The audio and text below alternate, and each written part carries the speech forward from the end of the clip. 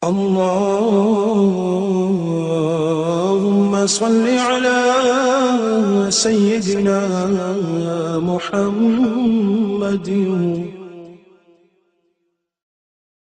محمد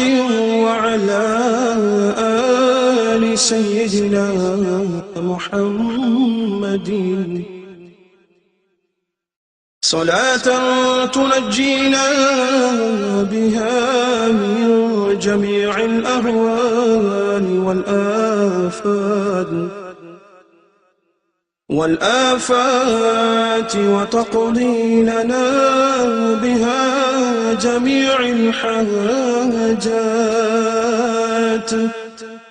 وتطهرنا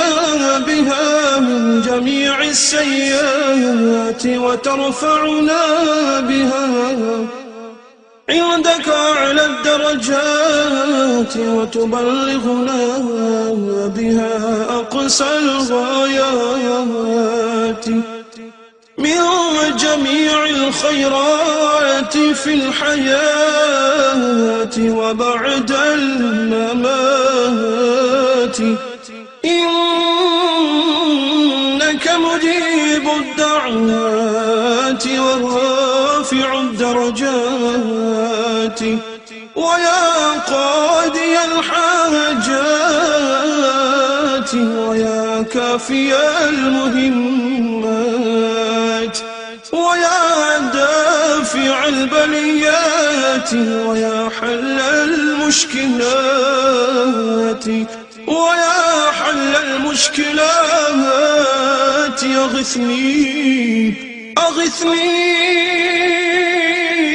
أغثني يا